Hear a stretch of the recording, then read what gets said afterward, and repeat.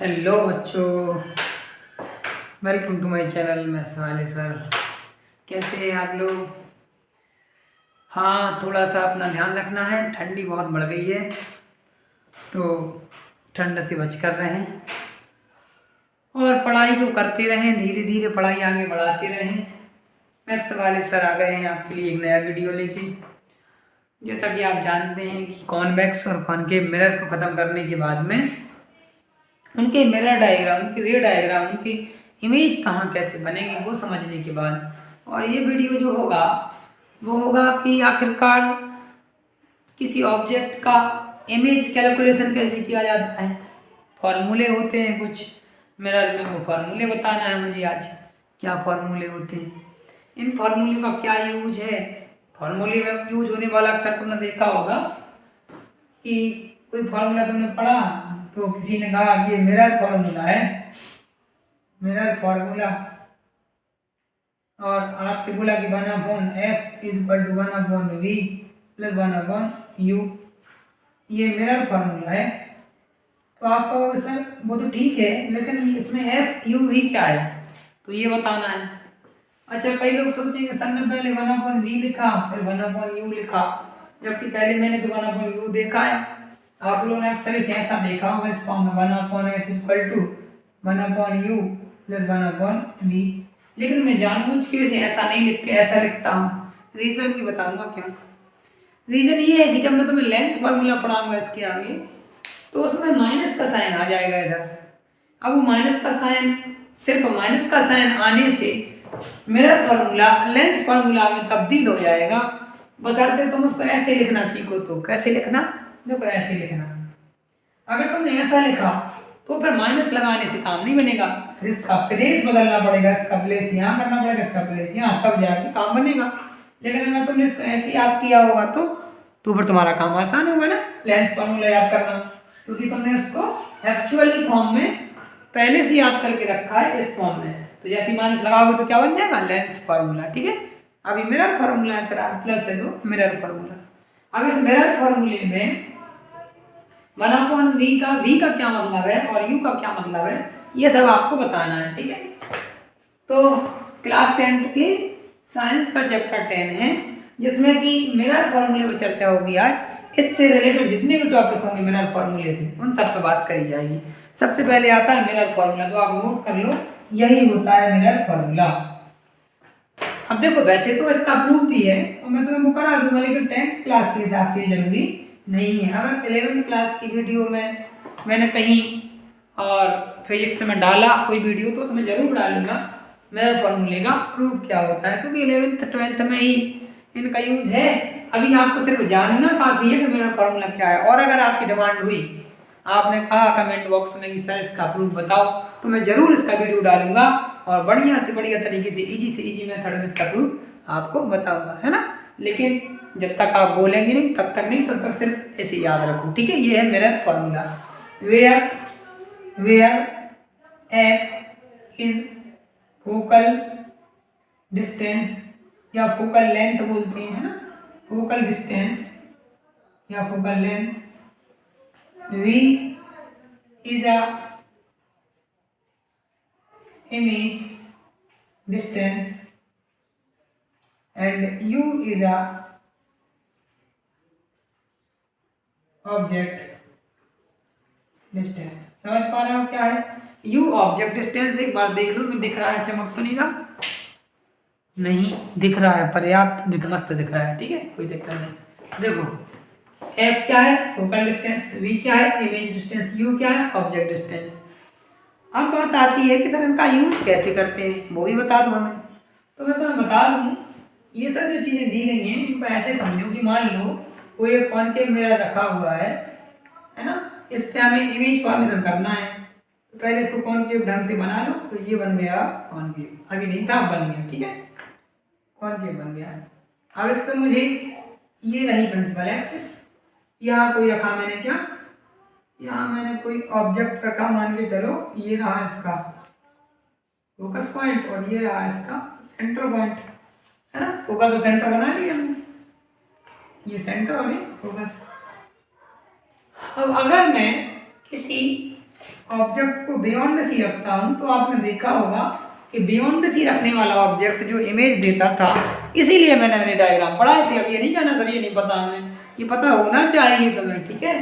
तो अगर कोई ऑब्जेक्ट यहाँ रखा है बियॉन्ड सी, तो उसका जो इमेज बनेगा वो यहाँ बनेगा और इससे छोटा बनेगा। ये पढ़ाया है मैंने कैसे बनेगा, वो नहीं बताऊंगा। एक सीधी रह जाती थी, फिर एक यहाँ से जाती थी, यहाँ बन जाता था, इंटरसेक्शन हो गया। याद आया कुछ? नहीं आया? हाँ, वो वीडियो देखो जाके, तब याद आएगा, ठीक है। तो देखो ये रहा हमारा ऑब्जेक्ट, क्या रहा? ऑब्जेक्ट ये, और ये रहा हमारा इमेज। ये क्या रहा हमारा? इमेज। और ये इमेज है, ठीक है। ये इमेज है और ये ऑब्जेक्ट है। तो यहाँ पर बहुत जरूरी चीज है जानने की, वो ये है कि यहाँ पर इसका पोल जो होता है ना, वही सब कुछ डिसाइड करता है। पोल से ही ऑब्जेक्ट डिस्टेंस ली जाएगी, और पोल से ही इमेज डिस्टेंस ली जाएगी, और पोल से ही फोकस डिस्टेंस ली जाएगी, कहीं और अन्यत्र नहीं। पोल से ही मेजर किया जाता है। और मैं पहले बता चुका हूँ उस वीडियो में, all distances measured from pole. ये बात तो आप लिख लो बिल्कुल, all distances measured from pole and object always put left side to the mirror. Object always put left side to the mirror. ये दो बातें याद कर लो अच्छे से, ठीक है। मैं लिख दूंगा अभी वहां पे। देखो तो यहाँ पर जो ऑब्जेक्ट डिस्टेंस होगा वो ये होगा, देखो ध्यान से, यहाँ से लेकर के यहाँ तक की जो डिस्टेंस होगी ना, ये इसे माना जाएगा ऑब्जेक्ट डिस्टेंस। क्या माना जाएगा? ऑब्जेक्ट। और ऑब्जेक्ट डिस्टेंस क्या बोलते थे? यू बोलते थे। क्या बोलते थे? यू। ध्यान से देखते जाना भी, नहीं तो यहाँ आके फिर पागल हो जाओगे, समझ में नहीं आएगा कुछ। अब जो इमेज बन रही है, इमेज से यहाँ हमें ये निकालना है निष्कर्ष कि यहाँ से जो ये वाली डिस्टेंस होगी ना, ये इसे v बोला जाता है। क्या बोला जाता है? v। मतलब जहाँ इमेज बन रही है वहां तक की पोल से डिस्टेंस v बोली जाती है। क्या? v। अब बची क्या? f बची ना। तो f क्या होता है? तो यहां से लेके यहां तक वाली को, इस डिस्टेंस को क्या कहते हैं? f। क्या कहते हैं? f। तो ये रहा स्मॉल f जो कि फोकल लेंथ है या फोकल डिस्टेंस है। ये रहा u जो कि ऑब्जेक्ट डिस्टेंस है, u ही बोलेंगे हमेशा, ऑब्जेक्ट डिस्टेंस हमेशा u, ठीक है। और ये रहा हमारा इमेज डिस्टेंस b। अब एक बात और ध्यान रखो, ऑब्जेक्ट को हम रखते हैं, हम प्लेस करते हैं ऑब्जेक्ट को। हम जब ऑब्जेक्ट को हम प्लेस करते हैं तो हम हमेशा लेफ्ट में रखते हैं, इसीलिए ऑब्जेक्ट डिस्टेंस क्या होगा इसके हिसाब से? वो हमेशा लेफ्ट में होने के कारण नेगेटिव होगा। क्या होगा? नेगेटिव। साइन कन्वेंशन को याद करो। साइन कन्वेंशन में क्या बताया गया था कि अगर ये मिरर मान लो ऐसा रखा हुआ है, ऐसा ही रखते हैं ना, और यहाँ पे ओरिजिन है 0,0, तो इस तरफ की साइड डिस्टेंस है माइनस में, इस तरफ की साइड डिस्टेंस है प्लस में। ऐसे तो होता है ओरिजिन से, इस तरफ प्लस, इस तरफ माइनस, ऊपर की तरफ प्लस, नीचे की तरफ माइनस, ऐसे होता है ना। तो अब बताओ यहाँ पे जो ऑब्जेक्ट डिस्टेंस होगी वो काय में ली जाएगी? इस तरफ है ना, ये ओरिजिन मान लो ये y एक्सिस है, मान लो ये y एक्सिस है, और ये मान लो x एक्सिस है ना, x डैश y डैश। तो ये क्या हो गया? माइनस में। तो इसीलिए u हमेशा कॉनकेव के केस में क्या रहेगा? नेगेटिव रहेगा। क्या रहेगा? नेगेटिव रहेगा। तो लिख लो यहाँ पर, यहाँ साइड में लिख देता हूँ मैं, ठीक है। इस केस के लिए यहाँ लिख दूँ ऊपर, हाँ, u क्या रहेगा? तो ऑब्जेक्ट डिस्टेंस, शॉर्टकट में लिख रहा हूं, चलो पूरा लिख देता हूं, ये मिटा देता हूं ऊपर वाला। अरे यार ऐसा नहीं, मैं इस चीज को यहां जगह नहीं है, यहां लिखता हूं, ठीक है। ऑब्जेक्ट डिस्टेंस, ऑब्जेक्ट डिस्टेंस कितनी है बेटा? u है, लेकिन यहाँ क्या मानी जाएगी? क्या कंसीडर करी जाएगी? Minus u। ऐसा समझो कि मान लो हम यहाँ पे कोई डिस्टेंस ले लेते हैं, क्योंकि हम बिना मान ले रहे हैं ना, तो यूं ही ले लेते हैं, क्योंकि अभी हम सॉल्व करेंगे तो आपको न्यूमेरिकल वैल्यू रख के बताएंगे। Object distance minus you. Image, इस केस में इमेज इसी तरह बन रही है ना, तो वो भी क्या मिली जाएगी? माइनस में। इस केस में बता रहे हैं ना, इमेज डिस्टेंस हर बार नहीं होगा, इमेज डिस्टेंस माइनस भी जो भी आएगी इस तरफ, इस केस के लिए, ठीक है। इस केस के लिए फोकल लेंथ, फोकल लेंथ या फोकल डिस्टेंस, ये भी माइनस है, सब कुछ माइनस में आएगा कॉनकेव के केस में। लेकिन अगर छठा केस बना मान लो ऑब्जेक्ट को यहाँ रख दिया छठवें केस में, तो यहाँ बनता था ना वो पॉजिटिव में आएगी उसकी डिस्टेंस, है ना, लेंथ भी काय में आएगी, पॉजिटिव में। अब यहाँ दो चीजें और समझने की इसके बाद में, हाइट ऑफ इमेज ये वाली और height of object, height of image और हाइट ऑफ ऑब्जेक्ट लिख लेते हैं यहाँ पे अपन, हाइट ऑफ इमेज यहाँ लिख देते हैं, ठीक है, लिख लो हाइट ऑफ ऑब्जेक्ट ऑलवेज क्या आएगी बेटा, पॉजिटिव, है ना, और हाइट ऑफ इमेज इसको बोलते हैं बेटा हाइट ऑफ ऑब्जेक्ट को, जैसे मान के चलो ऑब्जेक्ट है तो ऑब्जेक्ट की हाइट फॉर एच, ऑब्जेक्ट का ओ तो एच ओ बोलते हैं, और एच आई बोलते हैं हाइट ऑफ इमेज को, हाइट ऑफ इमेज। ये भी ध्यान रखना, हाइट ऑफ इमेज इसमें माइनस आ रही है क्योंकि ये नीचे की तरफ जा रही है, वाई नीचे क्या होता है माइनस, इस केस में माइनस आ रही है, हर बार माइनस नहीं आएगी, लेकिन इस पर्टिकुलर केस में क्या आ रही है, नेगेटिव आ रही है। इस पर्टिकुलर केस में हाइट ऑफ इमेज क्या आ रही है, नेगेटिव, और हाइट ऑफ ऑब्जेक्ट क्या आ रही है, पॉजिटिव। तो ये सब चीजें इस केस के हिसाब से लिखी हैं। अब आपको करना ये है कि आप कहेंगे सर हाइट ऑफ ऑब्जेक्ट क्यों बता दिया, तो इसका फॉर्मूला जो होता है मैग्निफिकेशन फॉर्मूला उसमें यूज होता है, तो मैं बोवर लिखा दूं तुम्हें, ये तो मैंने लिखा है मेरा फॉर्मूला, मैं इसको करता हूँ इरेज और इधर ही लिखा देता हूँ मैग्निफिकेशन फॉर्मूला। तो ये समझ में आ गया होगा, मैं इसे मिटाता हूँ और जल्दी से तो मैग्निफिकेशन यही मिटाता हूँ, इसके हिसाब से सब चीजें लिख लेना, ठीक है, यही मैं मिटाता हूँ। अब लिखवाता हूँ तुम्हें magnification formula, magnification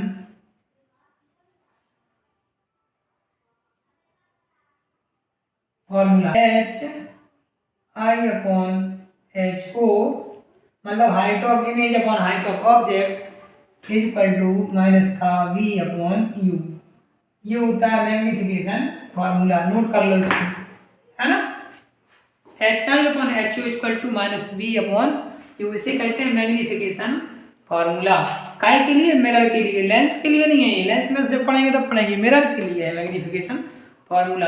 H I क्या है, height of image, H O क्या है, हाइट ऑफ ऑब्जेक्ट, वी क्या है, इमेज डिस्टेंस, और यू क्या है, ऑब्जेक्ट डिस्टेंस, पर एक माइनस फॉर्मूले का माइनस मेरी तरफ से लगा, ठीक है, देखो चमक तो नहीं रहा, बढ़िया से दिख रहा है ना, कोई टेंशन तो नहीं, हाँ एकदम मस्त दिख रहा है, एकदम टेंशन नहीं लेना, बिना टेंशन के पढ़ना है। मैग्निफिकेशन फॉर्मूला हो गया, है ना, तो इतनी चीज नोट करो, mirror formula and magnification formula, note करो इतनी चीजें, फिर मैं बताता हूँ और आगे एक आदमी में निकल कर आता हूँ।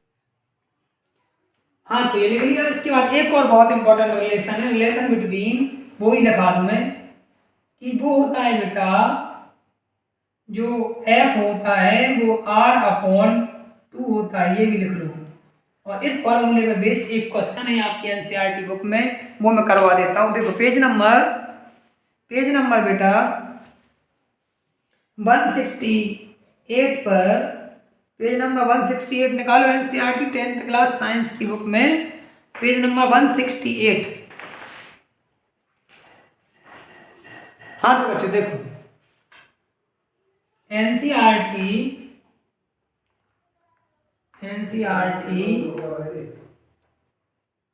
क्लास 10th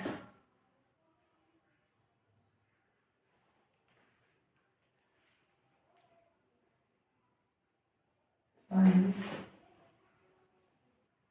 पेज नंबर 168 दिख रहा है, NCERT class 10 science page number 168, page number 168 है ना, 168 पर क्वेश्चन नंबर सेकंड देखो, मतलब कि एक ब्रैकेट सा बना है उसमें क्वेश्चन नंबर सेकंड देखो क्या लिखा है, क्वेश्चन नंबर सेकंड में the radius of curvature of spherical mirror is 20 centimetre, what is the it's focal length, है ना, लिखा है क्वेश्चन में, given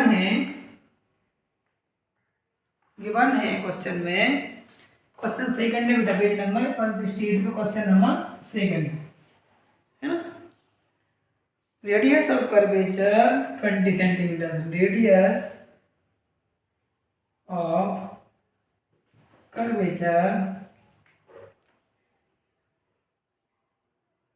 radius of curvature 20 centimetre है ना। रेडियस ऑफ कर्वेचर 20 सेंटीमीटर है। हमें निकालना क्या है बेटा, फोकल लेंथ। फोकल लेंथ निकालना है, फोकल लेंथ फाइंड करना है। मतलब कि आर की वैल्यू कितनी दी गई है बेटा, 20 सेंटीमीटर, और एफ फाइंड करना है। फॉर्मूला क्या होता है, फॉर्मूला होता है F equal to R upon 2। ये देखो, तो निकाल लो बेटा, इसको सॉल्व कर लो। एफ इक्वल टू आर कितना है बेटा, 20, तो 20 अपॉन 2 सेंटीमीटर में, तो सेंटीमीटर में कितना आ गया, 10 सेंटीमीटर। यही है फोकल लेंथ, 10 सेंटीमीटर। ये 10 लिखा है बेटा और ये सेंटीमीटर लिखा है। Focal length is equal to 10 centimetre. इतने इजी से न्यूमेरिकल हैं, और भी हैं हालांकि आगे जिनमें कि थोड़े लेंथी न्यूमेरिकल आते हैं, वो भी मैं इसके बाद करा दूंगा। फिलहाल ये वीडियो यहाँ ख़त्म करना पड़ेगा मुझे, लेंथ ज़्यादा हो रही है वीडियो की। और इसके लिए आपको बस इतना समझना है कि जब भी आपको फोकल लेंथ दी गई हो और आपको रेडियस ऑफ कर्वेचर निकालना हो तो उसका 2 टाइम्स कर दें, और अगर रेडियस ऑफ कर्वेचर दी गई है फोकल लेंथ का तो उसका हाफ कर दें। सिंपल सी बात आ जाएगा। इसके बाद वाले न्यूमेरिकल मैं अगली वीडियो में करा दूंगा उसके लिए, लेकिन आपको इसमें जो बताया गया है यू क्या होता है, वी क्या होता है, वो सब आपको देख लेना है, ठीक है। फिर मैं बताऊंगा तुम्हें न्यूमेरिकल बाकी की, ठीक है बेटा। Thank you, tata, bye.